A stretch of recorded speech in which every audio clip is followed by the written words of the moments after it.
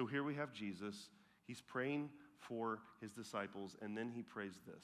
My prayer is not for them alone. I pray also for those who will believe in me through their message. As he's praying, remember, and he knows what's coming. He's stressed. This is intense.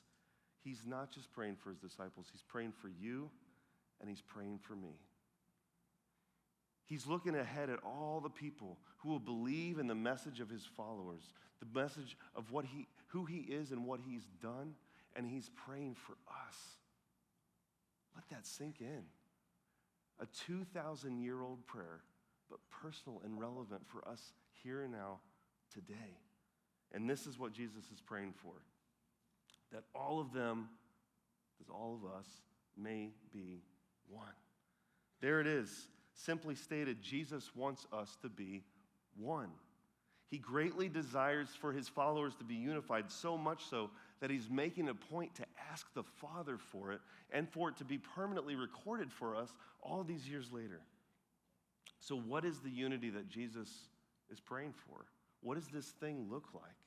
Well, he gives us the most perfect example when he goes on to pray this, that all of them may be one, Father, what? Just as you are in me and I am in you. See, the relationship of Jesus, the Son of God, to God the Father is perfect unity. It's holy harmony. It's divine oneness. Jesus wants our relationship as his followers to reflect his relationship with the Father. Jesus and the Father are one. And at the beginning of John's gospel, that's the one we're in right now, John put it this way in chapter 1, verse 18. He said, no one has ever seen God, but the one and only Son, who is himself God and is in closest relationship with the Father, has made him known. Jesus and the Father are so perfectly unified that to know Jesus is to know the Father. And that's the kind of oneness that Jesus wants for us. But how is this possible? Well, first, as he said, it starts with him. It starts with Jesus and his relationship with the Father.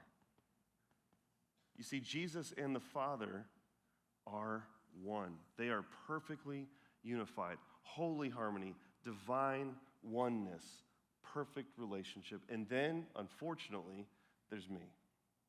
Well, actually, there's me and there's you. There's all of us. And we have a huge problem here. There's no way we are going to ever know this because we're all sinners. And we're the exact opposite of holy. We can't experience this. We can't tap into this. We can't connect. We can't know any of what's going on in here. But here's what Jesus did. Jesus stepped into our context.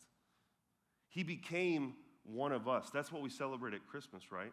That Jesus became one of us. And then he goes on to live a sinless life. And then he dies for our sin on the cross.